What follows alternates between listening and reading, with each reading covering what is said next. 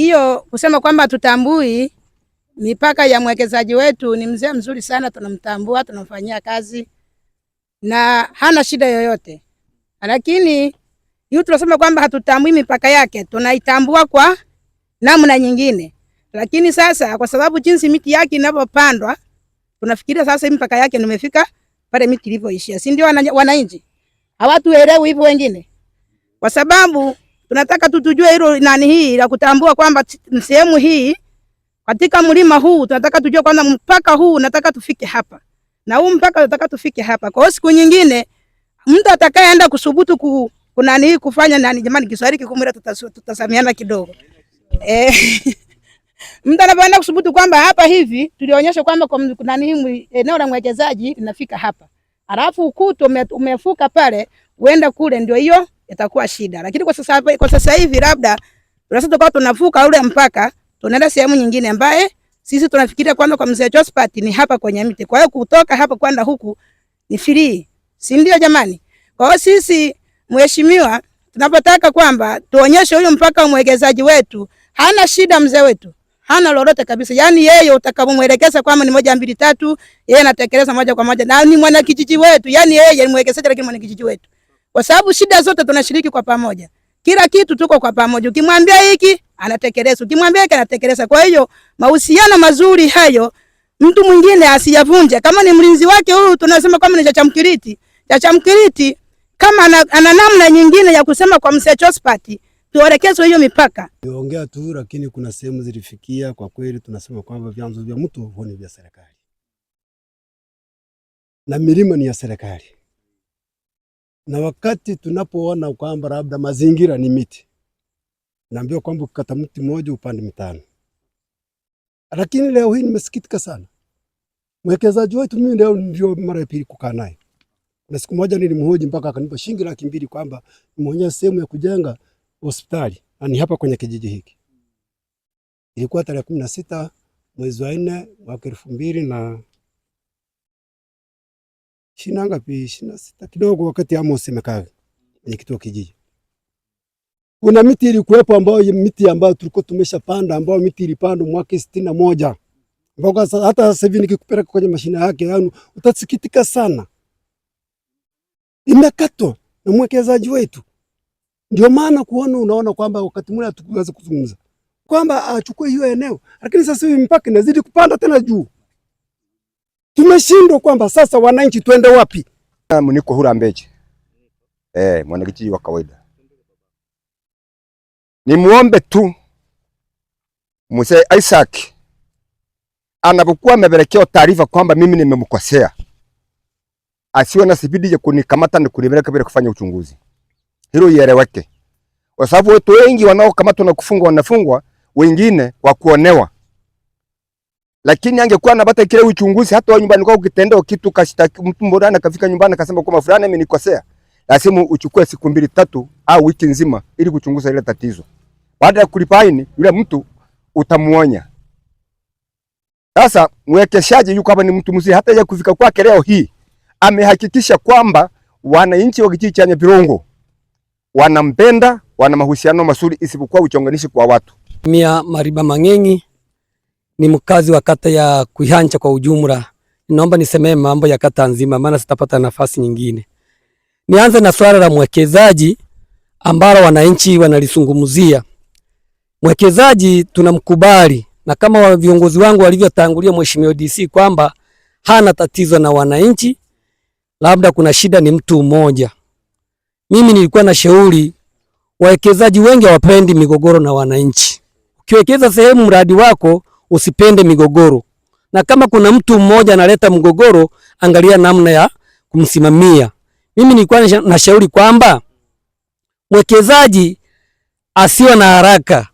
Endapo kuna mwananchi anatuhumiwa au analalamikiwa kwamba anaingia kwenye eneo lake, kuna uongozi ndani ya kijiji, yupo mwenyekiti wa kitongoji na yupo mwenyekiti na serikali ya kijiji pamoja na mtendaji. Yule mtu atolewa taarifa kwenye ofisi ya serikali ya kijiji. Anapokuja mwananchi labda anatuhumiwa au analalamikiwa, leo anakamatwa, kesho yake anafikishwa mahakamani, anafungwa. Kwa kweli inaonekana ni unyanyasaji kwa wananchi. Maelekezo ya kwamba kazi ifanyike na nimetoa na tarehe Nimesema kuanzia tarehe 4 mwezi wa 5 tunaanza hiyo kazi. Changamoto hasa tulioona kwa upande wa ardhi hapa hakuna, ila watu wanataka kujua mipaka yao, na mipaka ya ile shamba tunayo, kwa maana kwamba ile ardhi imepimwa na imesajiliwa. Kwa hiyo ile hofu ya kwamba ardhi ikisajiliwa labda afisa ardhi anaweza kaelewana na mwekezaji asogeze kitu, haipo. Namna ambayo haipo ni kwamba tunatembea na mashine. Kale kama mashine kakipita mbele yako, kakiwa na jiwe pale lile la kwanza, linasoma, haliendi pembeni, na kwa sababu tuna coordinate ya ile shamba, kwa hiyo ndio maana yake itasoma kwa pointi sahihi ya ile ardhi. Na maelezo hayo DC atakuja tena kuwatafsiria sasa kile tulichokikuta kwenye shamba, na tutaweka na beacons. Kama mwekezaji tutamshauri kwamba andae zile beacon ndefu kidogo, ili mtu akiwa mbali ajue hii ni eneo la mtu, hii ni eneo la kijiji. Sasa kuna shida zile ndogo ndogo tumeitana tusimalize, tuendelee kukaa vizuri. Alikuwa huendi, hakuna atakaye kuwakilisha. Lakini baada ya hapo nichukue nafasi ya dhati kabisa kumshukuru mkuu wetu wa wilaya, lakini kule Mama Samia alichofanya kizuri sana. Kwa sasa ametuteulia wakuu wa wilaya, wanajeshi. Huyu anaitwa meja, yule mwingine si meja. Sasa mambo yao wewe ukimwambia pita hapa anapita tu. So wao ulizuia, yeye ni mtu wa vichakani, si ndio? Kwa hiyo hawa wakuu wa wilaya ukimuita anakuja, ukimuita usiku atakuja, ukimuita mchana anafanyaje? Sio kama siku za nyuma. Na yule niliyepita naye polini tena ni mwanajeshi. Mama Samia sasa anaenda na nani? Watu waliopita maelekezo. Kwa hiyo kwa hilo namshukuru Mama Samia kwa sababu shida nyingi wilayani hapa zimepungua. Mng'ara Kichogo ni mwenyekiti wa serikali ya kijiji cha Nyabirongo. Mwekezaji tumeishi naye kwa muda mrefu kidogo, tukiwa na mahusiano ya karibu, ambapo kwenye ofisi yetu ya serikali ya kijiji hatujawahi kupata malalamiko kuhusu kwake, kupitia kwake kwamba analalamikia kitu fulani ama hiki. Lakini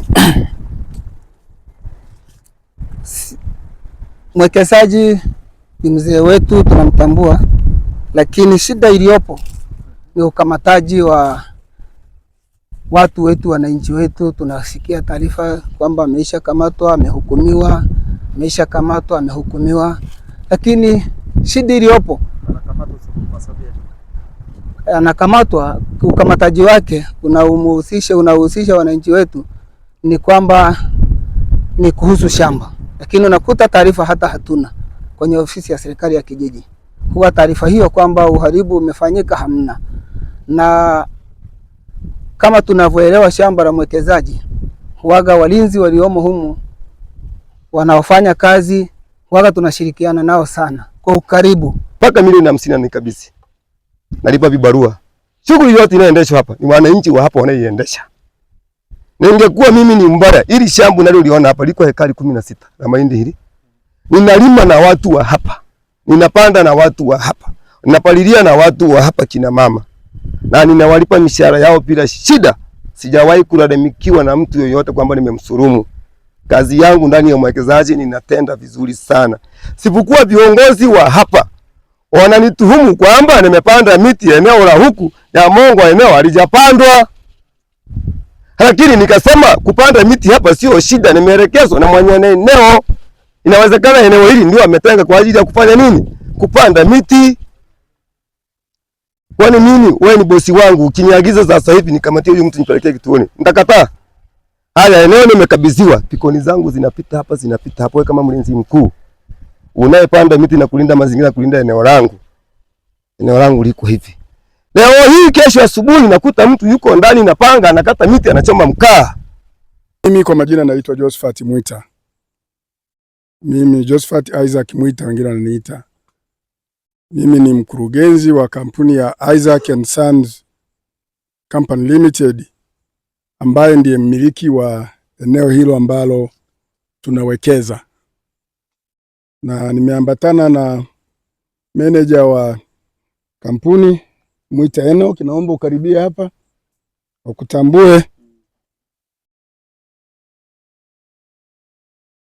Mara nyingi nadhani wananchi waliopo hapa wamekuwa wakimuona Mwita Enock kwa sababu ni manager. Manager ndiye anayeratibu kazi za kila siku za sisi wana ndugu ambao ni Ingwe.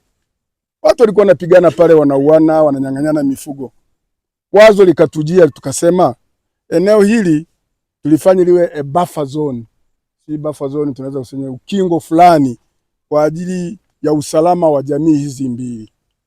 Na kweli tulipoomba serikalini tulipatiwa hati miliki ya eneo hilo, na tumeendelea kulihifadhi na kuliendeleza.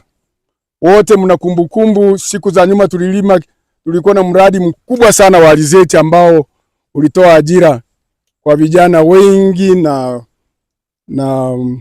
kina mama. Baadaye tukaingia kwenye mradi huo ambao tunao sasa hivi wa machimbo. Baadaye tena tukawa na mradi mwingine ambao ni wa kupanda miti, na mara nyingi tumekuwa tukitumia nguvu kazi toka kwenye vijiji vinavyotuzunguka, hasa kijiji cha Nyabirongo, kijiji cha Gibaso na kijiji cha Garagatonga, sijui lakini huenda wapo na wengine wanatoka mbali, lakini sisi hatubagui. Mimi nawapenda sana kwa sababu kumekuwa na amani tangu wakati ule ambapo kulikuwa na jaribio la kutaka kuleta vurugu, na watu wakakubali na kuamini kwamba lile eneo tumekabidhiwa kihalali na serikali na tunaliendeleza kwa manufaa ya jamii yote inayotuzunguka bila kubagua. Amani ipo, au sio ndugu zangu? Tunaishi kwa amani, hatugombani, hatufanyi nini, tunaishi. Ajira tunatoa bila kubagua. Mimi na kampuni yangu ni wapenzi wa mazingira, na ndio maana umeona tumetumia gharama kubwa kupanda miti kwenye shamba hilo. Sasa kinachonikera, na ni lazima nikiseme leo mbele ya mheshimiwa, maana nilishawahi kwenda ofisini kwake nikalalamika, ni kwamba ni pale ambapo sisi kama kampuni tunapanda miti, lakini wenzetu wapo wachache, lakini sio wote, wachache. Wao wanaingia kufyeka tena ile miti sio ya kwangu niliyopanda, miti ya asili iliyopo wanaifyeka. Tunaboresha mazingira, wao wanahafisha mazingira.